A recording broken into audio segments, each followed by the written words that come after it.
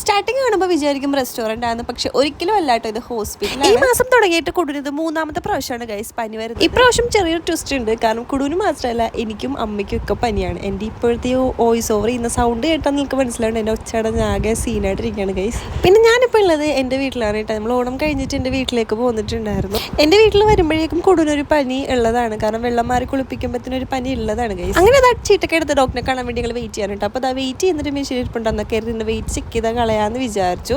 54 kilo ഉണ്ട് guys. എന്താണെന്നറിയില്ല, ഓരോ പ്രാവശ്യം കൂടുന്നോറും ഞാൻ വെയിറ്റ് കുറഞ്ഞു വരികയാണ്. ഇനി ഫീഡ് ചെയ്യുന്നതുകൊണ്ടാണോ അതെനിക്ക് പനി വന്നിട്ടാണോ എന്താണെന്ന് എനിക്കറിയത്തില്ല. എന്തായാലും കാണുന്ന എല്ലാവരും ചോദിക്കുന്നൊരു ചോദ്യമാണ് കേട്ടോ, നീ ക്ഷീണിച്ചല്ലോ. ഇപ്പോൾ ഇപ്പോഴും എനിക്ക് കാര്യം മനസ്സിലായി, ഞാൻ വെയിറ്റ് കുറഞ്ഞു വരികയാണ്. അങ്ങനെ ഡോക്ടറിനെ കണ്ടിറങ്ങി മരുന്ന് വാങ്ങാൻ എന്താ വെയിറ്റ് ചെയ്തിരിക്കാനായിട്ട് മിററിൽ നോക്കിയിട്ട് കുറച്ച് ഫോട്ടോസൊക്കെ എടുത്തു.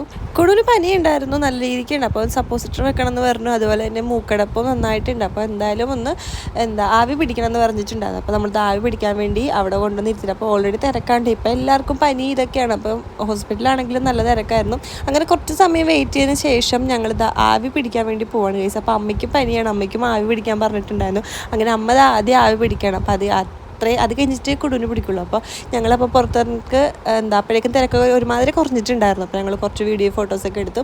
അങ്ങനെ എന്ന് വെച്ചാൽ കുടുവിനെ ആവി പിടിക്കാൻ വേണ്ടി ഇരിക്കട്ടെ. ആളലമ്പാണ്, ആൾ അതിലൊക്കെ പിടിച്ച് വലിക്കുന്നുണ്ടായിരുന്നു. ആൾ സിസ്റ്റർ ഉണ്ടായിരുന്നു, അവരെ നോക്കിയിട്ട് എന്തൊക്കെയോ സംസാരിക്കുന്ന ആളുടെ ഭാഷയിൽ നമുക്കൊന്നും മനസ്സിലാവില്ല. കുടുവിന് പനി വരുന്നത് എനിക്ക് ഇഷ്ടമല്ല. അതെന്താ എല്ലാ അമ്മമാരും എങ്ങനെയൊക്കെ നമുക്ക് പിള്ളേർക്ക് പനി കഴിഞ്ഞാൽ ഭയങ്കര അസ്വസ്ഥതയായിരിക്കുമല്ലോ. അവൾക്ക് ജലദോഷം പനിയും വന്നു വെച്ചിട്ടുണ്ടെങ്കിൽ ഉറങ്ങത്തും ഇല്ല, ഭയങ്കര ബുദ്ധിമുട്ടായിരിക്കും. അതിപ്പോൾ അവൾക്കല്ല, എനിക്കും എല്ലാവർക്കും കൂടി പനിയായത് കാരണം വീട്ടിൽ മൊത്തത്തിൽ ശോകം മൂകമാണ് ഗൈസ്. അകത്തോട്ട് വലിയ കാര്യത്തിൽ കാവടുതുള്ളി പോയതാണെങ്കിൽ ആവി പിടിക്കരുത് വെച്ചപ്പോഴത്തേനും ആളുടെ വിധം മാറി. മിനിമം 7 മിനിറ്റെങ്കിലും പിടിക്കണം എന്നാണ് പറഞ്ഞത്. അങ്ങനെ അഡ്ജസ്റ്റ് ചെയ്ത് നമ്മൾ 7 മിനിറ്റ് കഷ്ടിച്ചെത്തിച്ചിട്ടുണ്ട്. ആളൊട്ടും സമ്മതിക്കണ്ടാവില്ല. അത് മൊത്തം കൊണ്ടിട്ടുണ്ടോ എന്ന് എനിക്കറിയാൻ പാടില്ല. ആൾ അങ്ങോട്ടും ഇങ്ങോട്ടും കിടന്ന് ഇളകുമായിരുന്നു. എത്ര പെട്ടെന്ന് നല്ല പിള്ളേരൊക്കെ വലുതാവുന്നത്. നേരത്തെ ഞാൻ വീട്ടിൽ വന്നപ്പോഴത്തേനും കുടുവിന് ഇതേപോലെ ആവി പിടിക്കാൻ കൊണ്ടുവന്നൊരു ഓർമ്മ എനിക്ക് ഇപ്പോഴും ഉണ്ട്. അധികം നാളായിട്ടില്ല, പക്ഷെ അന്ന് ആൾ അടങ്ങാതിരുന്നു. ഇപ്പൊ ആളെ ഭയങ്കര കരച്ചിലാണ്.